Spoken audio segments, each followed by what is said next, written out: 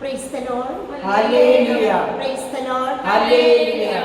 നമുക്ക് ചൊല്ലാം ഇതാ സ്വർഗത്തിൽ നിന്നിറങ്ങിയ ജീവനുള്ള അപ്പം ഇതാ സ്വർഗത്തിൽ നിന്നിറങ്ങിയ ജീവനുള്ള അപ്പം നരകശക്തികളെ ഓടിപ്പോകുവേ കരയാതിരിക്കൂ. യൂദാ വംശത്തിൽ നിന്നുള്ള സിംഹവും ദാവീദിന്റെ വേരുമായ വിജയിച്ചിരിക്കുന്നു. വെളിപ്പാട് 5:5. പ്രിയപ്പെട്ടവരെ, ഈ ദിവസങ്ങളിലെ വിശുദ്ധ യോഹന്നാന് ലഭിച്ച വെളിപാടിലൂടെ സൃഷ്ടി കടന്നു പോവുകയാണ്. ഒരുപാട് ഉൾക്കാഴ്ചകളും സന്ദേശങ്ങളും പ്രവചനങ്ങളുമായിട്ട് പരിശുദ്ധാത്മാവ് തൊട്ടടുത്ത് തന്നെ ഈ ദിവസങ്ങളിൽ സിസ്റ്റർ കൂടെയുണ്ട്. ഒരുപാട് സന്ദേശങ്ങൾ. പ്രിയപ്പെട്ടവരെ, ഇന്ന് ക്രൈസ്തവ മക്കളെ മുന്നിലിരിക്കുന്നവരെല്ലാവരും ഇരുന്നോ? കുറച്ച് നേരത്തേക്ക് എല്ലാവരും ഇരിക്കുന്നു. എല്ലാവരും ഇരിക്കുന്നു.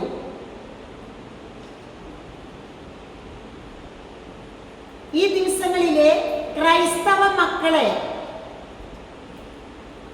ഏതൊരു ക്രൈസ്തവ മക്കളോടും സാത്താന്റെ ഒരു ഉപദേശം എന്ന് വെച്ചാൽ വെളിപാടിന്റെ പുസ്തകം വായിക്കരുത്. ഇത് വിജയത്തിന്റെയും പ്രത്യാശയുടെയും പുസ്തകമാണ് വെളിപാടിന്റെ ഗ്രന്ഥം. എന്നാൽ സാത്താൻ ഇന്ന് വായിപ്പിക്കാത്തതും അതിലേക്ക് നോക്കി അല്ലെങ്കിൽ മുഴുവൻ വായിച്ചു തീർക്കാത്തതുമായ ഏക പുസ്തകമാണ് വെളിപാടിന്റെ പുസ്തകം. അതിലെ ഭയാനകമായത് ഭീകരവുമായ അന്തരീക്ഷവും സന്ദേശങ്ങളുമാണെന്ന് പറഞ്ഞ് പേടിപ്പിച്ച് ആരെ കൊണ്ടും ഇത് വായിപ്പിക്കുന്നില്ല. കാരണം വെളിപാടിന്റെ പുസ്തകം മുഴുവൻ വായിച്ചു കഴിഞ്ഞാൽ ആ വ്യക്തിയിലെ ഒരുപാട് മാറ്റങ്ങൾ വരുമെന്ന് അവനറിയാം. വെളിപാടിന്റെ പുസ്തകം എല്ലാവരും ഈ സമയം വിശുദ്ധ ബൈബിൾ ചുംബിച്ചുകൊണ്ട് നെഞ്ചോട് ചേർത്ത് പിടിച്ചുകൊണ്ട് വെളിപാടിന്റെ പുസ്തകം നമ്മൾ എടുക്കുന്നു. വിശുദ്ധ യോഹന്നാൻ ലഭിച്ച വെളിപാട്, പ്രിയപ്പെട്ടവരെ, എല്ലാ പുതിയ നിയമമായാലും പഴയ നിയമമായാലും എല്ലാത്തിൻ്റെയും പരിസമാപ്തി അല്ലെങ്കിൽ സമാപനമായ ഏക ഗ്രന്ഥമാണ് വിശുദ്ധ യോഹന്നാൻ ലഭിച്ച വെളിപാടിന്റെ ഗ്രന്ഥം. ഇത് മുഴുവൻ വായിച്ചു തീർക്കാൻ ഒരു ദൈവ മക്കളെ ദുഷ്ടാരൂപി ഒരിക്കലും അനുവദിക്കില്ല. ഇത് വായിച്ചു തീർന്നാൽ അവന് യഥാർത്ഥ മാനസാന്തരം വരും. അത് വിജയത്തിന്റെ പ്രത്യാശയുടെയും ദിനങ്ങളായിട്ട് മാറുമെന്ന് അവന് നല്ലവണ്ണം അറിയുന്നത് കൊണ്ട് ഒരിക്കലും വായിപ്പിക്കുന്നില്ല എന്നുള്ളതാണ്. അതേസമയം നമ്മൾ വിശുദ്ധ യോഹന്നാൻ ലഭിച്ച വെളിപാട് വായിച്ചിരിക്കണം പ്രിയപ്പെട്ടവർ.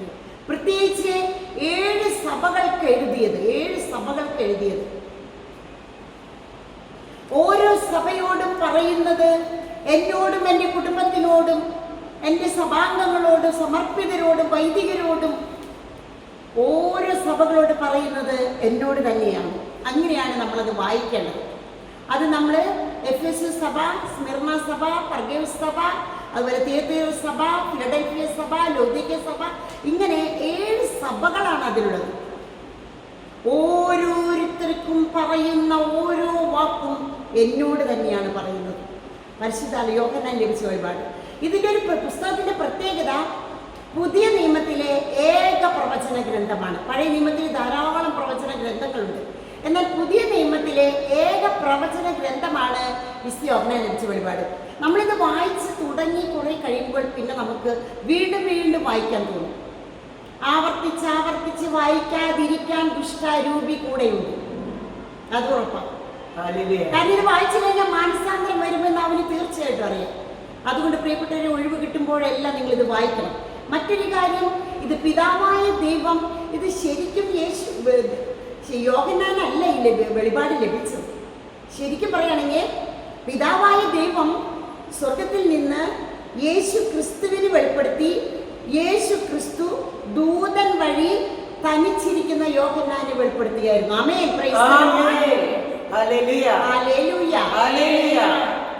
അത് ആദ്യത്തെ വരിയിൽ നമുക്ക് കാണാൻ സാധിക്കും. നമ്മൾ വായിക്കുമ്പോൾ വിശുദ്ധ യോഹന്നാൻ ലഭിച്ച വെളിപാടെന്ന് പറയും. അത് സിസ്റ്റർ ജൂലൈ 26 മുതൽ വലിയ അഭിഷേകത്തിന്റെ ദിനങ്ങളിലൂടെ നമ്മൾ കടന്നു പോവുകയാണ്. നിങ്ങൾ ഈ പുസ്തകം കയ്യിൽ നിന്ന് താഴെ വെക്കില്ലെന്ന് സിസ്റ്റർ ഉറപ്പു തരുന്നു. അതുപോലെ നമ്മൾ വെളിപാടിന്റെ പുസ്തകത്തിലേക്ക് പ്രവേശിക്കുകയാണ്. സിസ്റ്റർ അതിനെ എന്ത് പേര് കൊടുക്കണം എന്ന് പറഞ്ഞപ്പോൾ നമുക്കറിയാം, വചനാഗ്നി, റൂഹാഭിഷേകം, വചനാഭിഷേകം ഒരുപാട് നമ്മൾ കേട്ടിട്ടുണ്ട്. എന്നാൽ ഇരുതലവാൾ. ഹല്ലേലൂയ. ഇരുതലവാൾ. ഹല്ലേലൂയ. ദൈവവചനം ഹെബ്രായക്കാർക്ക് എഴുതിയ ലേഖനം അധ്യായം 4 12-ാം തിരുവചനം അത് കോട്ട് ചെയ്തിട്ടും അതുപോലെ യോഹന്നാൻ ലഭിച്ച വെളിപാടിലെ ഒരു സഭക്കാരോട് പറയുന്നുണ്ട്, ഇരുവായി തലവാൾ. ഹല്ലേലൂയ. ഇരുവായി തലവാൾ. ഹല്ലേലൂയ. നമുക്കറിയാം, 6 എല്ലാ ആയുധങ്ങളും നിങ്ങൾ ധരിക്കുവിൻ എന്ന് പറയുമ്പോൾ അതിൽ ഒരെണ്ണം വാൾ, സുവിശേഷമാകുന്ന വാൾ. ആമേൻ. ആമേൻ. എല്ലാം കൂട്ടിച്ചേർത്ത് അതിന്റെ കൊട്ടേഷൻസ് ഒക്കെ സിസ്റ്റർ പിന്നീട് പറയും. ഇരുതലവാൾ ദൈവവചനം, ഇരുതലവാൾ ഹീബ്രു 4:12 നമ്മൾ ജൂലൈ 26 അന്ന യോവാക്യം അവർ മാതാപിതാക്കളുടെ നമ്മുടെ വിസ്തരുടെ നമ്മുടെ അപ്പാപ്പൻ അമ്മാമ്മയുടെ പെരുന്നാൾ തൊട്ട് നമ്മൾ തുടങ്ങുകയാണ്. എല്ലാവരും അത് വീഡിയോ കുറച്ച് നേരമാണ് സിസ്റ്റർ ഓരോ എപ്പിസോഡ് ഇടുന്നത്. എല്ലാവർക്കും നിങ്ങളത് ഷെയർ ചെയ്യണം. അതുപോലെ പഠിപ്പിച്ച് തന്നതാണ്. പ്രിയപ്പെട്ടവരെ, ഭാവിയിൽ നടക്കാനിരിക്കുന്നതും നടന്നു കഴിഞ്ഞതും ഇപ്പോൾ നടക്കുന്നതുമായ എല്ലാ കാര്യങ്ങളും ഇവിടെ പറയുന്നുണ്ട്. പ്രത്യേകിച്ച് നമുക്ക് ഇതിൻ്റെ ഒരു ഇൻട്രൊഡക്ഷൻ എന്ന പോലെ നമുക്ക് 7 സഭകൾക്കുള്ള കത്തുകളിലേക്ക് ഒന്ന് വന്ന് നമ്മൾ ആ 7 സഭകൾ നമ്മളിപ്പോൾ വായിക്കാൻ പോകുകയാണ്. 7 സഭകൾ എല്ലാവരും ഉറക്കെ ഒരുമിച്ച്. ആദ്യം തന്നെ 1-ാം സഭ. ഇതിൻ്റെ ഒരു പ്രത്യേകത ഇതൊക്കെ പിന്നീട് പറയാം. നമ്മുടെയൊക്കെ ജീവിതത്തിൽ ഓരോ ഭാഗങ്ങളാണ് പ്രിയപ്പെട്ടവർ. എത്ര നമ്മൾ സന്തോഷിച്ചിരിച്ചു നടന്നാലും ഒറ്റപ്പെടുന്ന ചില സമയങ്ങളുണ്ട്. അതാണ് പാത്മോസ് ദ്വീപ്. Price the Lord. Hallelujah. Patmos ദ്വീപിലെ തടവിലാക്കപ്പെട്ട യോഹന്നാന് ഭക്ഷണമില്ല, കുടിവെള്ളമില്ല, ഷോപ്പിംഗ് ഇല്ല, ഒന്നുമില്ല. 3 കടലുകൾ ഒരുമിച്ച് ചേരുന്ന ഒരു പാറക്കെട്ടുകളുടെ ഇടയിലാണ് ഈ യോഹന്നാൻ ഇരിക്കുന്നത്. എന്തിനാണ് നാട് കടത്തപ്പെട്ടത്?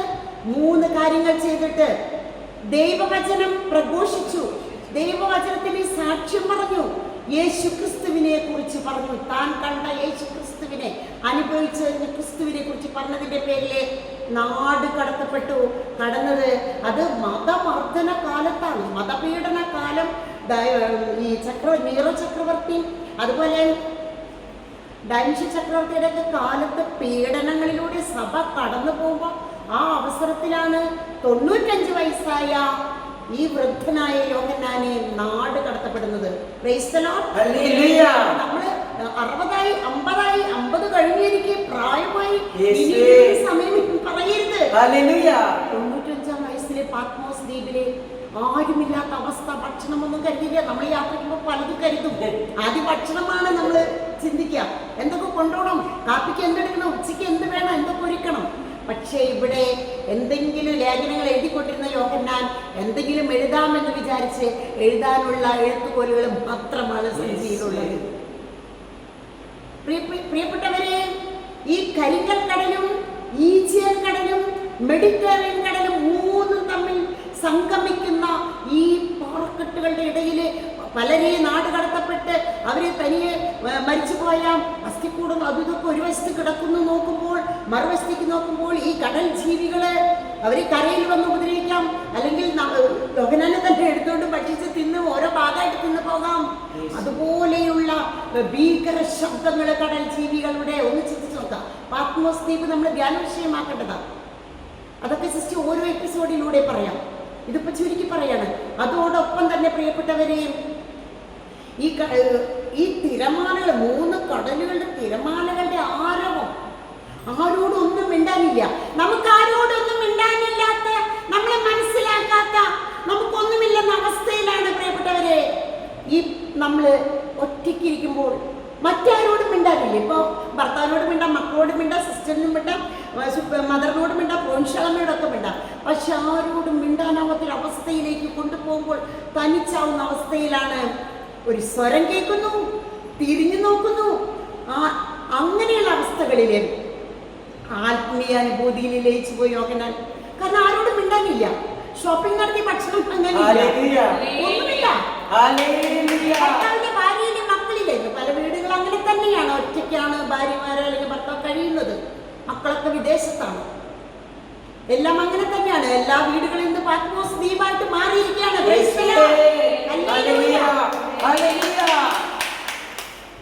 പ്രിയപ്പെട്ടവരെ, ആ സമയത്താണ് ദൈവത്തിന്റെ ദർശനം. യേശയ്യാ പ്രവാചകന്റെ പുസ്തകം ഇതുപോലെ തന്നെ അധ്യായം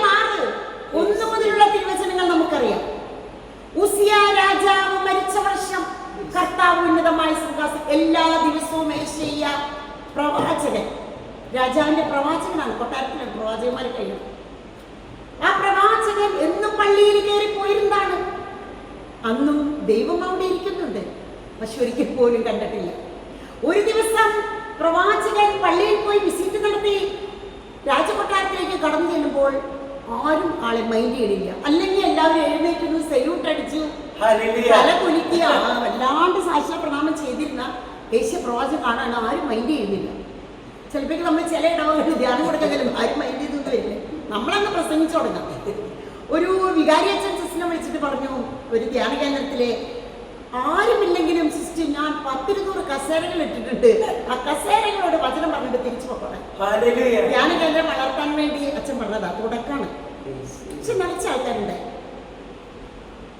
പ്രിയപ്പെട്ടവരെ, ഈ പ്രവാചകന് എന്തു പറ്റി? ഉള്ളിന്റെ കൊട്ടാരത്തിന്റെ ഉള്ളറ അവിടേക്ക് കടന്നു കഴിഞ്ഞപ്പോഴാണ് മനസ്സിലായേ ഇവരൊന്നും മൈൻഡ് ചെയ്യാത്തത്. രാജാവ് മരിച്ചു, രാജാവ് മരിച്ചു. ഇനി പ്രവാചകന് യാതൊരു സ്ഥാനവുമില്ല. അപ്പൊ രാജാവും മരിച്ചത് പ്രവാചകൻ അറിഞ്ഞിട്ടില്ല. ഉള്ളിൽ ചെന്നപ്പോഴാണ് യാതൊരു മൈൻഡിയുടെ എല്ലാവരും ഇരിക്കുക പ്രവാചകൻ. മറ്റത് ആദരവോട് സ്വീകരിച്ചിരുന്ന രാജാവ് മരിച്ചു. വീണ്ടും പള്ളിയിലേക്ക് പോയി. നോക്കേണ്ടവനെ ശരിക്കും നോക്കിയപ്പോൾ ഒന്നാമത്തെ വചനം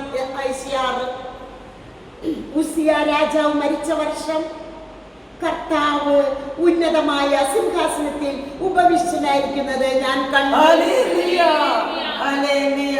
പിന്നീട് അങ്ങ് ദർശനമാണ് പ്രിയപ്പെട്ടവരെ. ഇതുപോലെ തന്നെ യോഹന്നാന്റെ കാര്യം പറയുമ്പോൾ യേശു പ്രവാചകനെയാണ് സിസ്റ്റർ ഇപ്പൊ കാണിച്ചു തരുന്നത്. കർത്താവ് ഉന്നതമായ സിംഹാസനത്തിൽ ഉപവിഷ്ടനായിരിക്കും ഞാൻ കണ്ടു. അവിടുത്തെ ചുറ്റും അവിടുത്തെ വസ്ത്രാഞ്ചലം ചുവന്ന മേലങ്കി, വെൽവെറ്റ് പോലത്തെ മേലങ്കി, ചുവന്ന വസ്ത്രം, ദേവാലയം മുഴുവൻ വീഴ്ച. അതിനുശേഷം കണ്ടത് 6 കെരൂബുകൾ അവയ്ക്ക് ചുറ്റും, ദൈവത്തിന് ചുറ്റും. 2 കൊണ്ട് മുഖം മറച്ചിരുന്നു. 2 പറക്കാൻ, 2 ചിറകുകൾ പറക്കാനുള്ളവയായിരുന്നു. അവയ്ക്ക് 6 ചിറകുകൾ വീതം ഉണ്ടായിരുന്നു. പ്രിയപ്പെട്ടവരൊക്കെ കാണാണ് ദർശനം. പിന്നെ ശബ്ദം കേൾക്കാണ്. യോഹന്നാൻ സംഭവിച്ച പോലെ തന്നെ യോഹന്നാൻ പിന്നിൽ നിന്ന് കേട്ടു, ഭയപ്പെടേണ്ട, ഞാൻ പറയേണ്ടത് നീ എഴുതുക. എഴുത്തുപോയി മാത്രമേ കൊണ്ടിട്ടുള്ളൂ, എഴുതുക, ഞാൻ ആദ്യവും അന്ത്യവുമാണ്. പ്രിയപ്പെട്ടവരെ, നിന്റെ ജീവചരിത്രത്തിന്റെ ആദ്യവും ഒടുക്കവും അറിയണത് കാർമൽ സിസ്റ്റർ അല്ല, ധ്യാനഗുരുക്കന്മാരല്ല, യേശു മാത്രം.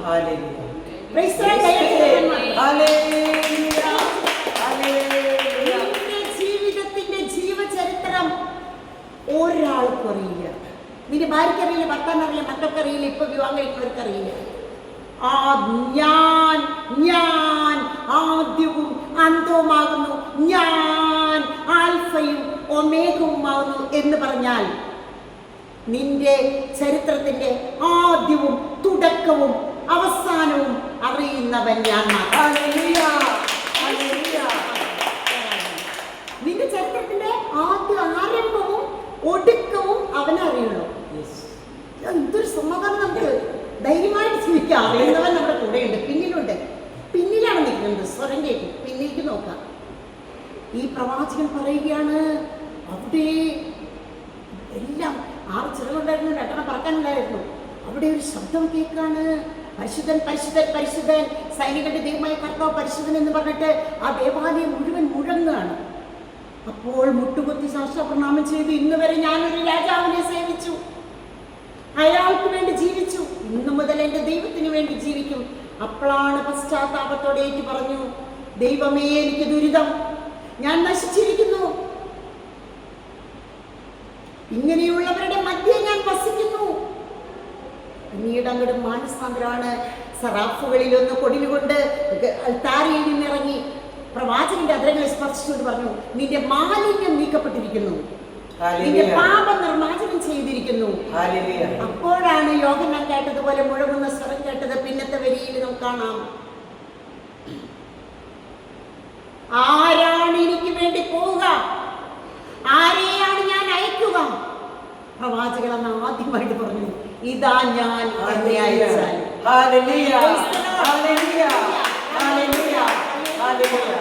ഇതാണ് യേശു പ്രവാചകന്റെ അധ്യായം 6 ഇതും കൂടി നമ്മൾ കമ്പയർ ചെയ്യുമ്പോൾ നമുക്ക് കാണാൻ പ്രിയപ്പെട്ടവർ. അതുകൊണ്ട് ഈ വെളിപാടിൻ്റെ പുസ്തകം ഒരുപാട് സന്തോഷമാണ് തരുന്നത്. ഇത് തന്നെ രാവിലെ ശുശ്രൂഷകളില്ലാത്ത ദിവസം മരിയം കൂടാരത്തിൽ ഈശോയുടെ വലതുകരം പിരിച്ചു പിടിക്കുന്ന ഈശോയുടെ അടുത്ത് ചെന്നിരുന്ന് ഇതാണ് ഇപ്പോൾ വെളിപാടിൻ്റെ പുസ്തകം. എത്ര വായിച്ചാലും മതി വരാത്ത അധ്യായങ്ങൾ. നമുക്ക് ഇതിൻ്റെ രണ്ടാം ഭാഗമായിട്ട് നമ്മളിപ്പോൾ ഇത് ഇവിടെ നിർത്തുകയാണ്. രണ്ടാം ഭാഗത്തിലേക്ക് പ്രവേശിക്കുകയാണ്. 7 സഭകളിലേക്ക് നമുക്ക് കടന്നു വരാം.